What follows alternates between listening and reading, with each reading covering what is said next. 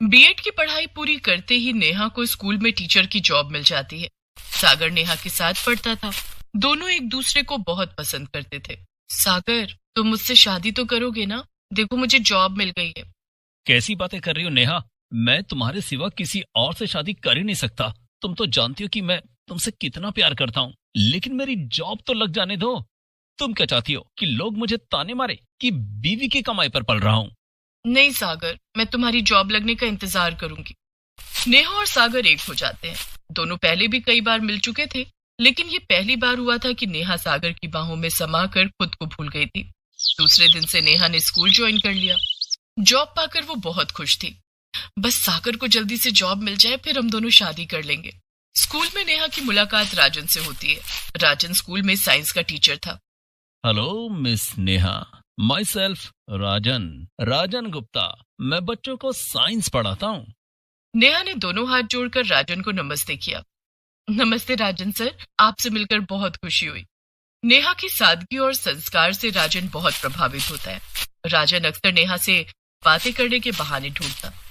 कभी वो नेहा की क्लास में आ जाता तो कभी नेहा के इर्द गिर्द मंडराता रहता, लेकिन नेहा सागर के ख्यालों में डूबी रहती।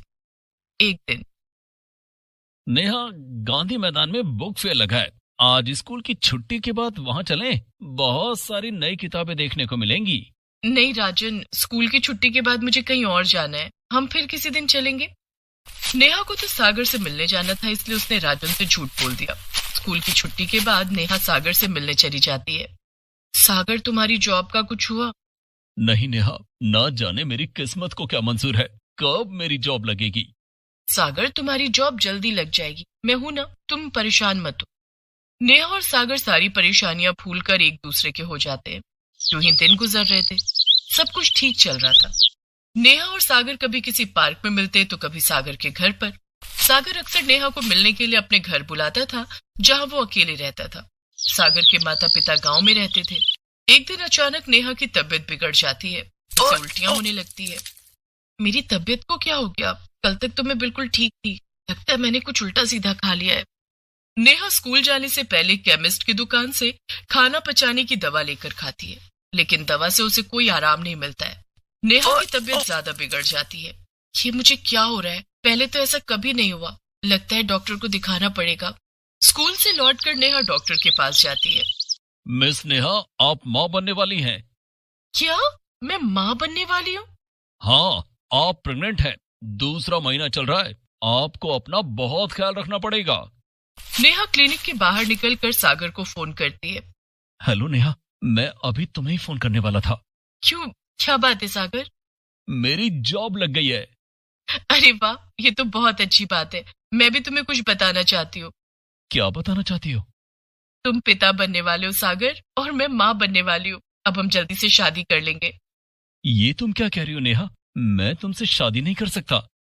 क्यों? शादी क्यों नहीं कर सकते? तुमने ही तो कहा था कि तुम्हारी जॉब लगते ही हम दोनों शादी कर लेंगे। नेहा, तुम तो जानती हो कि मेरे माता पिता गांव में रहते हैं। मेरे पिताजी ने गांव में अपने दोस्त की बेटी से मेरी शादी तय कर दी है। मैं उनकी मर्जी के खिलाफ नहीं जा सकता। अब तो मेरे माता पिता मेरे पास शहर आ गए हैं। लेकिन तुमने मुझसे जो वादा किया था उसका क्या? हमारे प्यार का क्या? मेरे पेट में जो तुम्हारा बच्चा पल रहा है उसका क्या होगा? मैं कुछ नहीं जानता। तुम अबॉर्शन करा लो। सागर फोन काट देता है। नेहा के पैरों तले जमीन खिसक जाती है। उसने कभी सपने में भी नहीं सोचा था कि सागर उसे इतना बड़ा धोखा देगा। वो घर आ जाती है। वो दूसरे दिन स्कूल नहीं जाती है। वो लगातार सागर को फोन करती है, लेकिन सागर का फोन बंद था। तभी नेहा के पास राजन का फोन आता है।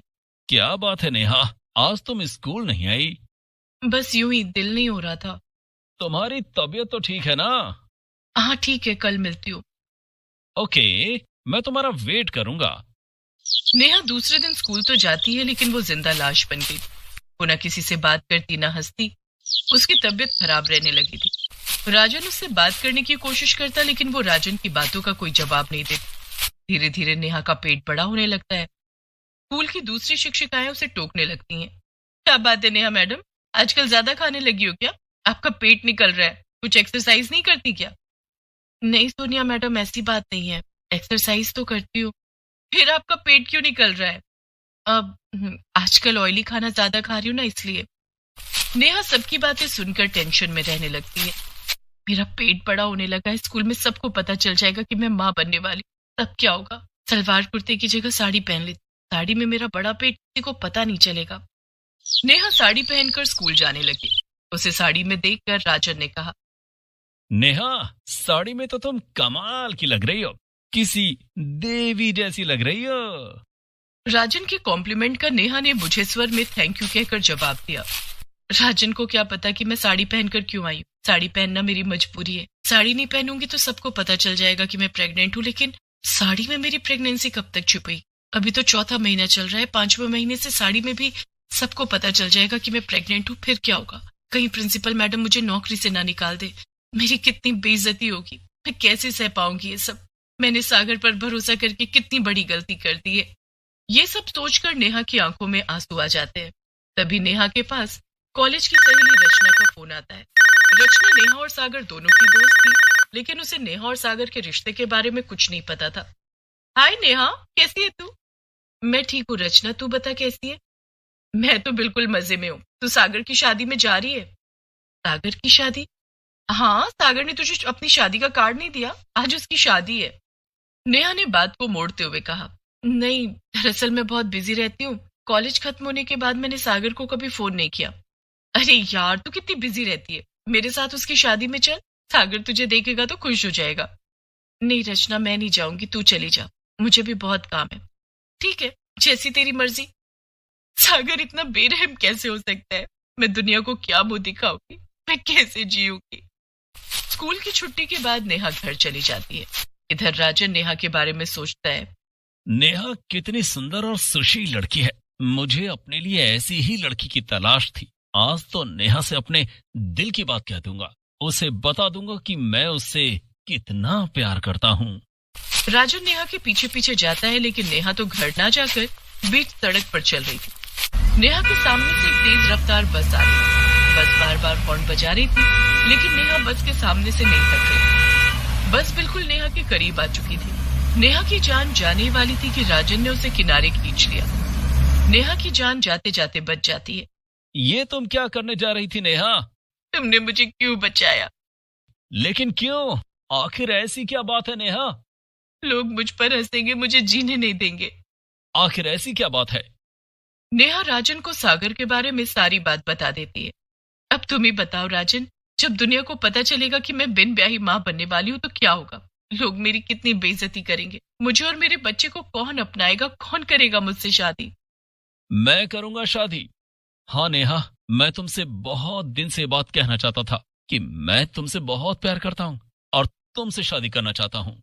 लेकिन ये जानते हुए भी कि मेरे पेट में किसी और का बच्चा है। मुझे इससे कोई फर्क नहीं पड़ता, मैं तुम्हें और तुम्हारे बच्चे दोनों को अपनाऊंगा। आज सागर की शादी है ना, आज ही तुम्हारी शादी होगी, चलो मेरे साथ। राजन उसी समय नेहा को पास के मंदिर में ले जाता है और नेहा से शादी कर लेता है। नेहा, हम दोनों कोर्ट मैरिज भी करेंगे। मैं कल ही हमारी कोर्ट मैरिज के लिए कोर्ट में आवेदन दे दूंगा। राजन, तुमने मुझे और मेरे बच्चे को नई जिंदगी दी है। धत पागल, तुम्हें देखकर तो मैंने जीना सीखा है। तुम कुछ दिन के लिए जॉब छोड़ दो, हमारे बच्चे के जन्म के बाद तुम दूसरे स्कूल में जॉब के लिए कोशिश करना। इससे किसी को पता नहीं चलेगा कि तुम पहले से प्रेग्नेंट थी। राजन, तुम मेरी कितनी परवाह करते हो, मैं तुम्हें पाकर बहुत खुश हूँ। और तुम्हें पाकर मेरी जिंदगी पूरी हो गई है। राजन नेहा को गले से लगा लेता है। 1 महीने के बाद दोनों कोर्ट मैरिज कर लेते हैं।